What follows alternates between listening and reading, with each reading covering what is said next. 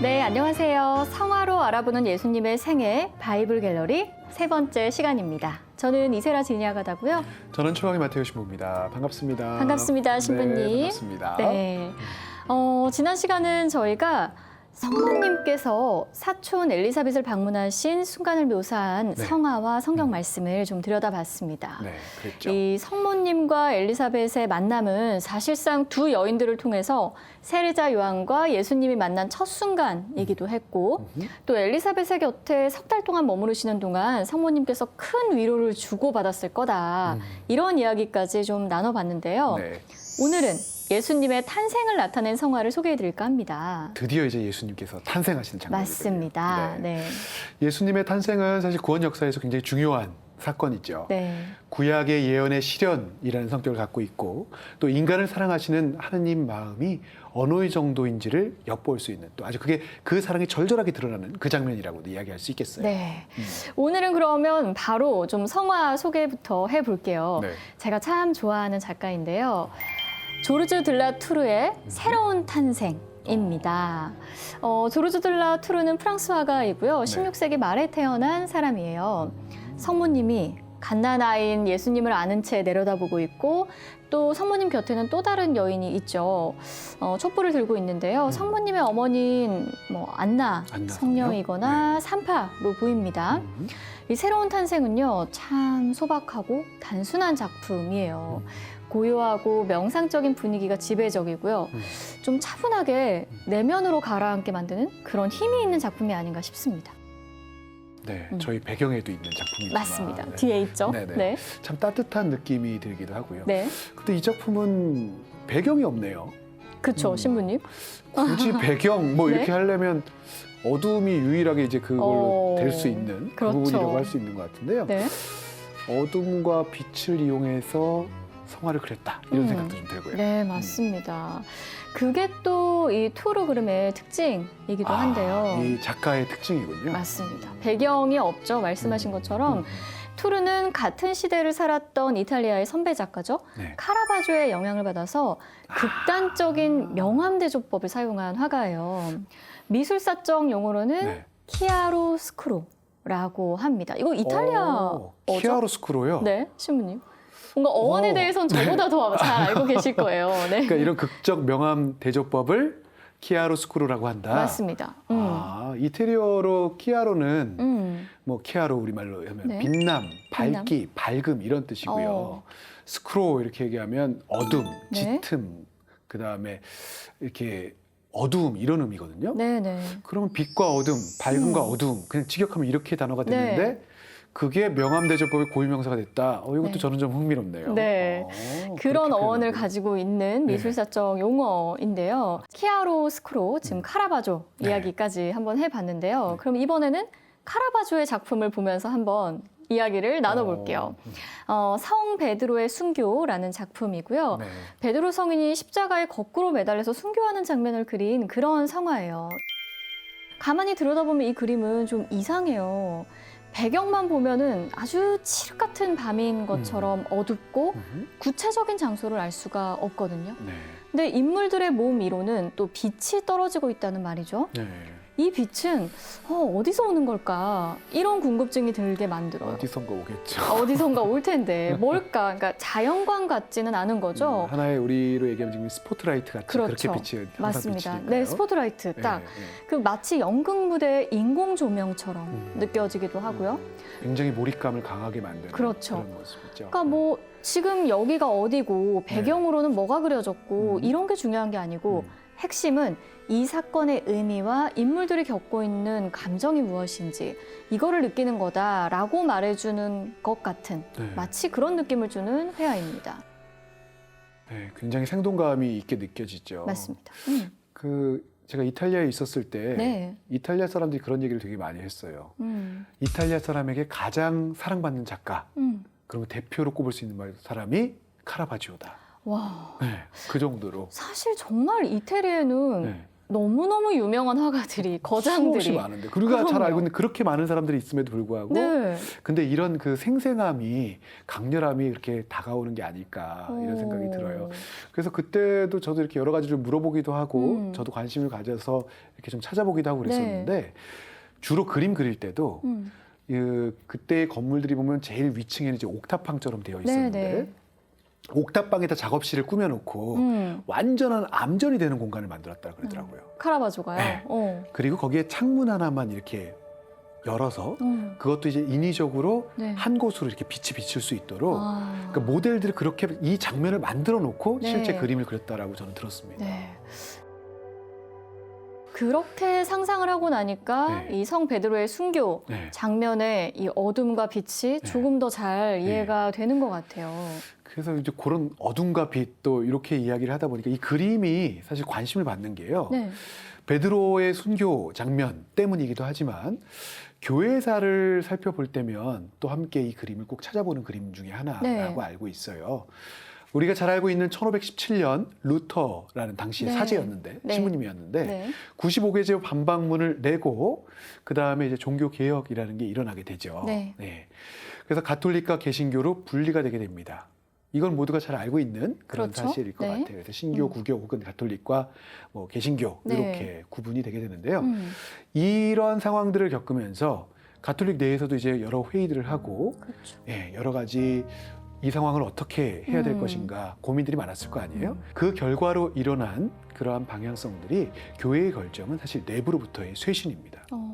그래서 리포르마시오 가톨리카 이렇게 얘기를 해서 가톨릭 개혁 운동 뭐 네. 이런 것들이 많이 일어나게 되거든요. 네네. 그래서 본질에 충실하자. 네. 더 본질로 들어가자. 음. 더 열심히 기도해야 되고 더 성사에 충실해야 되고 이런 운동들이 굉장히 많이 일어나게 됩니다. 이때에 성화들이라든지 미술, 조각 이런 작품들이 중요한 도구의 한 부분을 차지하게 돼요. 그렇죠. 네. 그래서 사람들에게 여러 가지 성화 자체가 또 작품 자체가 갖고 있는 감동들 그리고 가톨릭 교회가 갖고 있었던 가장 중요한 정신들 이런 것들을 잘 표현하고 그 정신으로 잘 돌아갈 수 있게 하기 네. 위해서 교회 내부에 있었던 성화들도 이때 많이 다시금 그려지게 되고 네. 조각들도 다시 조각들이 되게 되고 그 다음에 특별하게 1600년은 네. 100년에 한 번 찾아오는 대희년이었어요. 그러니까 또 많은 사람들이 이 대희년을 맞아서 로마를 찾아오게 되고 순례자들이 많아지게 되겠죠. 네. 그때의 이 성화 역시도 거룩함에 대한 의미들을 강조하면서 이때 대희년 맞이 준비들을 하게 되는데 이런 준비들이 단순히 성화로 채워지고 조각들로 채워지는 것이 아니라 우리가 그것들을 준비하면서 우리 네. 역시도 다시금 쇄신되자. 그러면서 이러한 배경과 더불어서 이 성화가 그려졌기 때문에 그래서 더 의미가 있는 것 같아요. 그 로마의 피아차 델 포폴로라고 국민광장이라는 광장이 있거든요. 네. 그 광장의 네 면에 양쪽 끝에 보면 네. 네 개의 성당이 있어요. 네. 그중 한 성당이 이제 산타 마리아 델 포폴로라는 성당이 있거든요. 네. 카라바조 역시도 이 대희년을 맞아서 베드로의 연작 그림 두 점의 작품을 이제 주문을 받게 돼요. 네. 그리고 그중 하나가 이 성 베드로의 순교였던 네. 거죠. 그래서 그냥 하나의 에피소드로 되게 재밌었던 것 중에 하나는 성전이니까 그냥 들어갈 수가 있어요. 입장료를 내지 않아요. 근데 이 그림 앞에 조명이 켜져 있질 않아요. 잘 보였을까요? 그래서 신부님? 네. 동전을 넣으면 그림이 불이 켜져요. 뭐 네. 공짜인 듯 아닌 듯 네. 뭐 그런 거죠. 그래서 네. 이 성전들이 사실은 헌금 대신에 그림을 보수도 해야 되고 유지도 해야 되고 그러니까 그래서 이제 저는 동전을 넣을 때도 있었고 제가 누굴 모시고 가면 동전을 넣고 모시고 가지 않고 저 혼자 보러 갈 때는 네. 기다리고 있으면 누군가가 되니까 그랬던 기억이 있습니다. 일종의 관람 비용 같은 네, 뭐 네, 네. 그런 거였는데 도네이션인 듯 아닌 듯. 도네이션으로 돼 네. 있어요. 네. 그냥은 볼 수 있습니다. 네. 신부님이 방금 말씀을 해주셨던 것처럼 이 카라바조가 가톨릭 개혁 시기에 가장 인기 있는 작가, 뭐 지금도 네. 네네. 이탈리아 사람들이 가장 사랑하는 작가라고 또 말씀을 해주셨잖아요. 네네. 근데 조르주 들라 투르도 카라바조처럼 명암법을 사용해서 작품을 그리고는 있지만 네. 사실상 이 두 작가의 그림은 기법은 공유하고 있을지 몰라도 이 그림이 주는 느낌, 주된 느낌은 상당히 좀 다르거든요. 느낌은 되게 많이 다른 것 그렇죠. 같아요. 네. 카라바조의 느낌은 굉장히 강하잖아요. 강렬한 힘이 있는데 네. 이 그림은 뭔가 좀 안정적이 되고 뚜르의 그림은? 네, 뚜르의 네. 그림은 안정적이 되고 좀 편안해지고 그쵸. 예, 뭔가 굉장한 안정감을 주는 그런 네, 느낌. 맞습니다. 네. 굉장히 좀 고요하고 사색적이고 어떤 면에서는 뭔가를 강하게 주장하는 그림이 아니에요. 네. 그런 측면에서는 겸손하게 느껴지기도 하고요. 기본적으로는 더 낮아지려는 자세나 네. 그런 마음을 좀 전달받는 그림입니다. 투르의 그림은. 그렇게 얘기를 좀 듣다 보니까 똑같은 명암법이라도 카라바조의 명암법은 좀 사람을 흥분시키는구나. 맞습니다. 네. 강렬한 인상을 주고 네. 거기에 혹 빠져들게 하고 네. 그런 매력이 있는 반면에 확실히 투르는 차분하고 이 정서적으로 안정감을 주는 네. 그런 느낌으로 좀 정리를 해볼 수 있는 네, 것 같아요. 네. 저 느낌상으로. 맞습니다. 이 투르의 그림이 네. 왜 이렇게 차분한 느낌을 줄까, 왜 이렇게 간결하고 단순하고 이런 느낌을 줄까를 생각해 봤을 때 또 네. 하나 우리가 생각해 볼 수 있는 게 등장인물을 굉장히 최소화하는 그림이기도 해요. 투르의 그림은. 그래서 그런 느낌이 좀 드는군요. 네. 방금 살펴본 성화를 봐도 네. 안나 성녀나 혹은 산파로 보이는 네. 여인이 등장하고 네. 성모님이 등장하고 그렇죠. 그리고 아기 예수님이 등장하고 끝이. 일반적인 그 탄생의 그림과는 진짜 많이 다른 거네요. 그렇죠. 그렇게 네. 생각해 보면 정말 등장인물들을 최소화시키고 있는 네. 그런 그림이구나 이걸 알 수 있는데요. 실제로 성경에 기록된 탄생의 순간은 네. 어떤가요, 신부님? 누가 등장하죠? 그러니까 이 예수님 탄생에 대해서 우리가 잘 볼 수 있는 게 루카복음서인데요. 네. 2장에 보면 예수님의 탄생 장면을 매우 간략하게 사실은 이야기하고 있어요. 네. 그들이 머무르는 동안에 마리아는 해산날이 되어서 네. 첫 아이를 낳았다. 네. 그들은 아기를 포대기에 싸서 구유에 누였다. 네. 여관에는 그들이 들어갈 자리가 없었던 것이다. 네. 이렇게 표현을 하고 있거든요. 여기서 그들이라고 하면 우리가 능히 이제 짐작할 수 있는 것처럼 마리아와 요셉 성인이 되는 그렇죠. 거고요. 거기는 이제 베들레헴이 되는 네. 거죠. 당시에 요 배경으로 로마 황제 아우구스티누스가 이제 호적 등록하라는 칙령을 내렸고요. 사람들이 호적 등록을 하기 위해서 자신이 살던 곳에서 원래 고향으로 이제 다 이동을 하게 됩니다. 요셉 성인도 임신한 성모님과 함께 나자렛을 떠나서 고향 베들레헴으로 향하게 되는 거죠. 이때 성모님이 이제 해산을 앞두고 있었고 숙소를 구할 수가 없어서 네. 밖에서 예수님을 출산하고 갓 태어난 예수님을, 아기 예수님을 가축들의 먹이를 담아놓는 그릇이었던 구유에 놓이게 되었다. 이게 이제 우리가 잘 알고 있는 성서 내용이 되는 거죠. 네. 근데 저는 좀 궁금했던 게 네. 좀 이상하기도 한 게 이 네. 아기 예수님을 구유에 누였다라는 구절을 봐서 네네. 알 수 있지만 네. 성모님의 해산 장소가 가축들이 있거나 혹은 있었던 공간이었다. 네. 이걸 또 알 수가 있잖아요. 네네네. 이거는 가난한 이들의 곁에서 살아가시고 또 그들을 깊이 사랑하시는 하느님의 마음을 보여주려는 그런 의도가 있는 건가요, 아유, 신부님? 훌륭합니다. 그 정도. 네. 특별히 뭐 다른 네. 이유가 있나 궁금하더라고요. 네. 저도 사실은 왜 하필 구유였을까? 네. 왜 구유에서 나셨어야 됐을까? 네. 이 생각을 좀 했던 적이 네. 많아요. 하필 가축들이 있었던 장소에 됐을까? 다른 장소는 좀 찾지 못하셨을까? 제가 요셉 성인이라면 아이를 그렇게 놓고 태어난 아이를 구유에 놓고 싶지 않았을 것 같거든요. 네. 근데 또 한 가지 생각해 볼 수 있는 게 뭐냐면요. 베들레헴의 주거 형태를 보면요. 보통은 1층에 집이 있어요. 당연히 1층에 집이 네. 있겠죠. 근데 이 집이 있는 지하들을 보면 보통 동굴이 있는 쪽 위에다가 집을 집니다. 그래서 이곳에서 보통 가축도 키우기도 하고 보통 이곳이 이제 우리가 생각하는 외양간 역할을 하게 네. 되는 거죠. 보통은 이제 그리고 당대의 집들은 손님 맞이가 굉장히 중요했기 때문에 네. 손님방들이 보통 있단 말이에요. 근데 그런 손님방들 구할 수가 없고 숙소도 구할 수가 없고 네. 그러면 집을 찾을 수 없을 때 가축들이라도 있는 곳이라는 의미도 있지만 또 한쪽 의미에서는 그곳이 안전한 곳이라는 의미도 되긴 할 거예요. 근데 네. 깨끗하진 않았겠죠, 분명히. 그렇죠. 지저분할 수밖에 없었을 거예요. 네. 뭐 그래도 밖에 있는 것보다는 안전한 공간이라는 의미도 있지만 예수님께서 그런 더러운 곳, 깔끔하지 못한 곳, 그리고 어찌 보면 정말 머물 곳이 없었다라는 의미는 가장 가난한 이의 모습으로 예수님께서 오셨다. 낮은 이들에 대한 관심과 사랑을 이 탄생의 장면부터 드러내 주신다. 이렇게 네. 우리가 이해할 수 있겠죠. 참 그 바깥에서 산통을 겪고 해상까지 해야 됐을 때 성모님의 몸 상태나 마음이 네.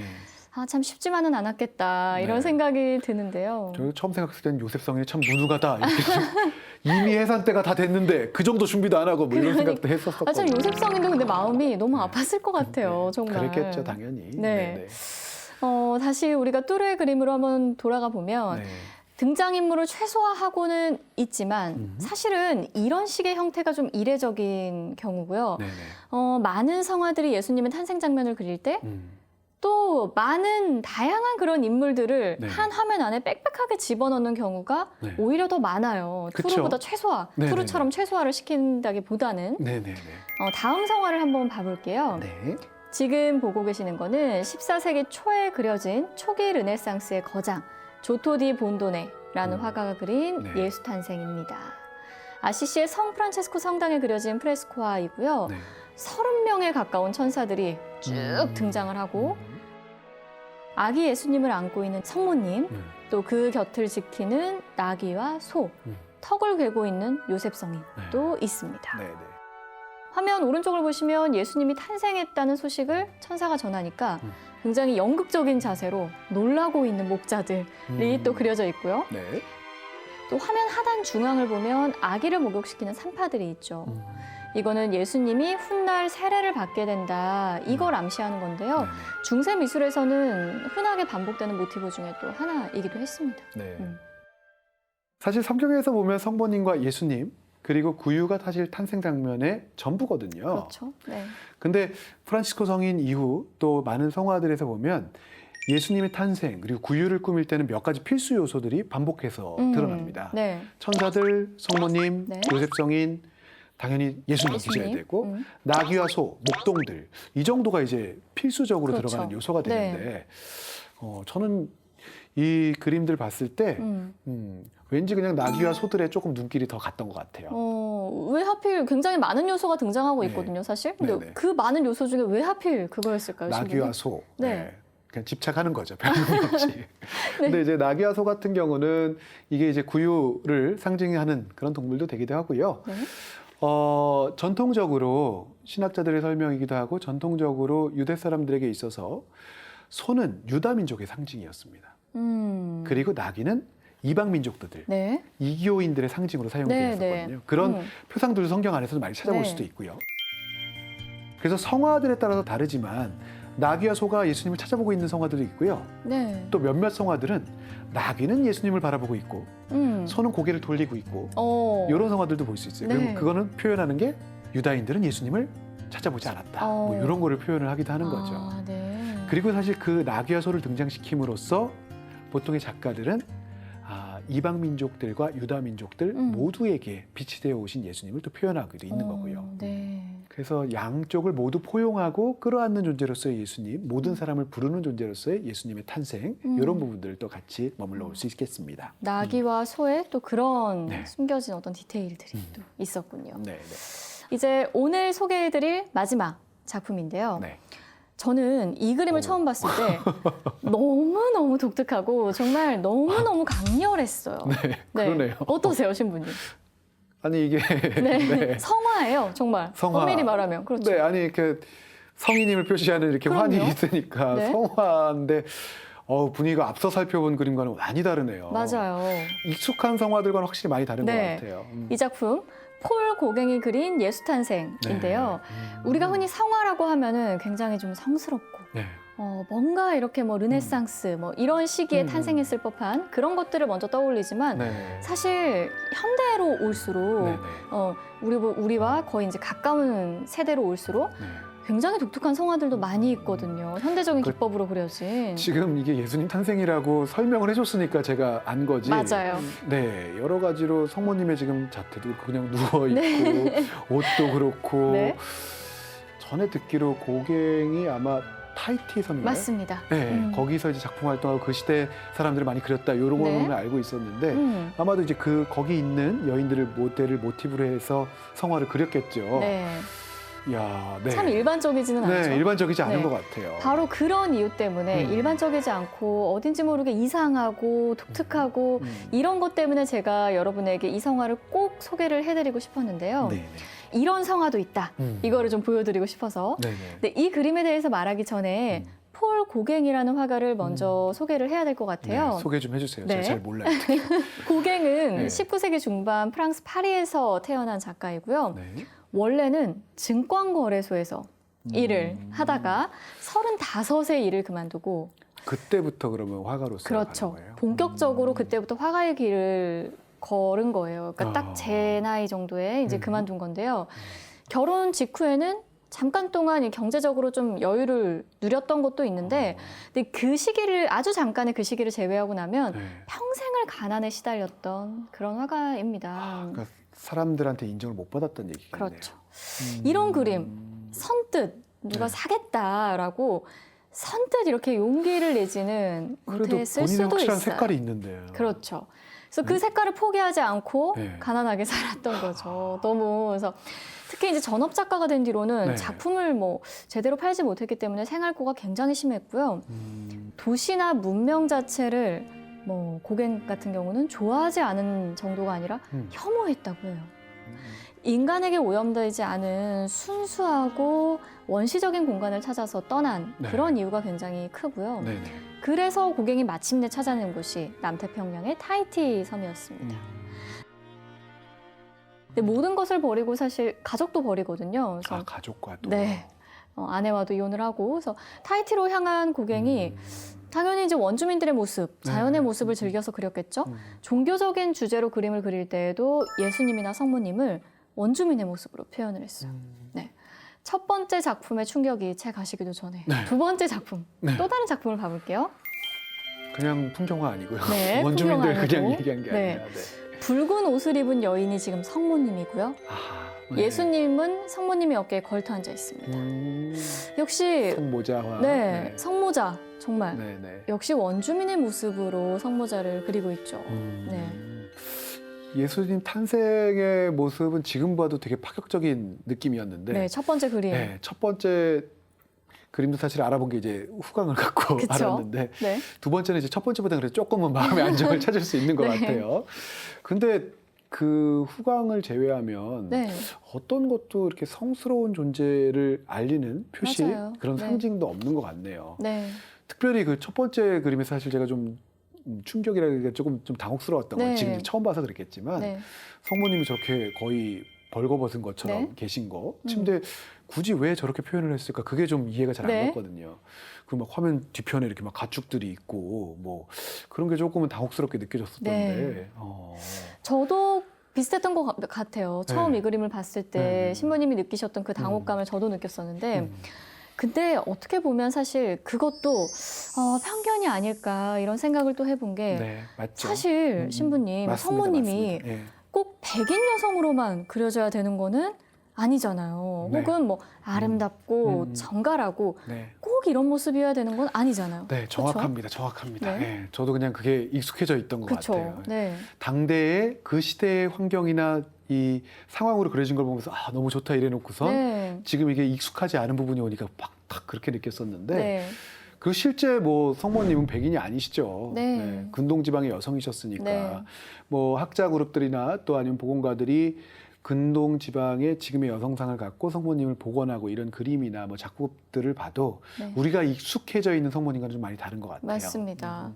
그러니까 제가 참 익숙함이라는 게 무섭다 네. 이런 생각을 해본 게 저도 이 고갱의 예수 탄생을 처음 접하고 제가 받았던 충격이나 당혹스러움이 어디서 왔을까 곰곰이 좀 따져보면 역시 제 아내도 아주 자연스럽게 아주 그 미술사적인 교육의 여파로 네. 성모님은 유색 인종이 아니고 백인의 모습으로 그려지는 것이 당연하다고 생각해온 측면이 역시 있었던 거죠. 네, 네. 그런 면에서 이 고갱의 작품이 또 다른 의미를 갖는 게 우리 안에 편견을 좀 마주보게 하는 그런 작품이 아닌가 뭐 이런 생각도 듭니다. 이 작품을 선택해 주셔서 매우 감사합니다.